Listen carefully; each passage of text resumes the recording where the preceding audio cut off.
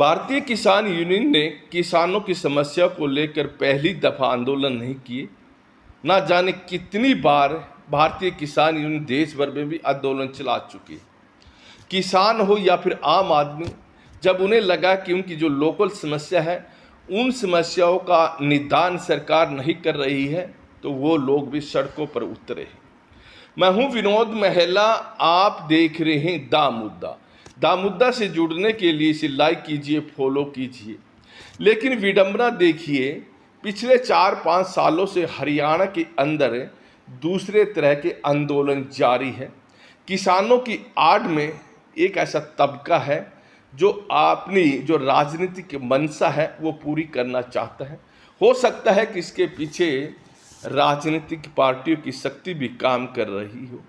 लेकिन देखिए, लोकतांत्रिक प्रणाली में 5 साल के बाद चुनाव होते हैं और आम मतदाताओं के पास यह अधिकार होता है कि जब उन्हें लगता है कि सरकार सही काम नहीं कर रही है तो वो वोट के माध्यम से उस सरकार को बदल सकते हैं।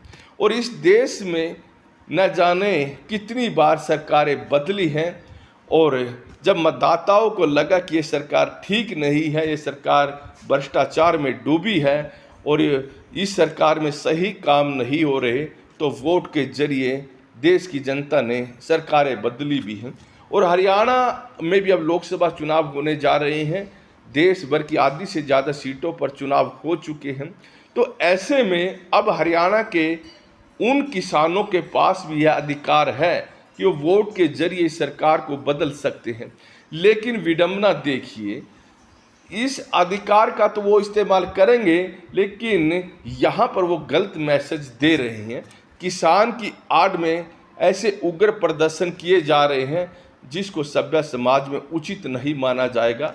आप लोगों के पास यह अधिकार आ चुका है और चुनाव के माध्यम से आप सरकार बदल सकते हैं, तो उग्र प्रदर्शन और किसी पार्टी को, प्रत्याशी को चोट पहुंचाना कतई उचित नहीं माना जाएगा। अगर देखें, वैसे तो पिछले 4-5 सालों से यह काम चल रहा है, लेकिन अब लोकसभा चुनाव चल रहे हैं तो गांव में किसानी की आड़ में बहुत सारे ऐसे लोग होते हैं जो भारतीय जनता पार्टी हो या फिर जेजेपी, इनके प्रत्याशियों का विरोध कर रहे हैं, काले झंडे दिखा रहे हैं। काले झंडे दिखाइए, लेकिन रास्ते रोके जा रहे हैं, पत्थर फेंके जा रहे हैं और पार्टी के कार्यकर्ताओं को चोट पहुंचाई जा रही है। ताज़ा मामला हिसार संसदीय क्षेत्र की जो जेजेपी की प्रत्याशी है नैना चौटाला का है। नैना चौटाला अपने संसदीय क्षेत्र में उचाना के किसी छोटे से गांव में कल गई थी।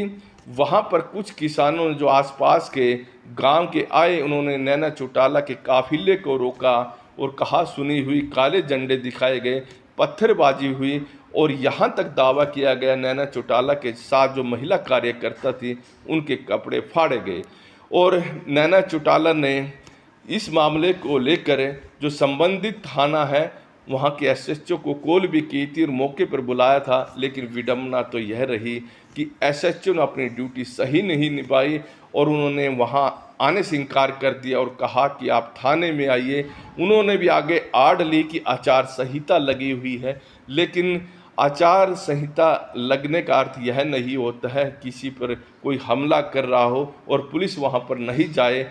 यह एसएचओ ने अपनी ड्यूटी सही से नहीं निभाई। हालांकि दुष्यंत चौटाला ने एसपी को इसकी शिकायत की है, एसएचओ को सस्पेंड करने की मांग की है और निर्वाचन आयोग से भी आग्रह की है कि इस एसएचओ को यहाँ से हटाया जाए। खैर देखें तो जिस तरह से नैना चौटाला के साथ एक घटना घटी है, इसकी निंदा होनी चाहिए और किसी महिला प्रत्याशी के साथ ऐसी घटना को अगर अंजाम देंगे तो निश्चित तौर पर इसे गलत कहा जाएगा। हालांकि दुष्यंत चौटाला ने दावा किया है कि इस घटना के पीछे कांग्रेस के प्रत्याशी जयप्रकाश जेपी का हाथ है और उन्होंने जयप्रकाश जेपी के अतीत के बारे में भी काफ़ी कुछ बताया है। खैर, यह घटना जो हो रही है, चाहे भारतीय जनता पार्टी के प्रत्याशी के साथ हो या फिर जेजेपी के प्रत्याशी के साथ हो, इसे सही नहीं।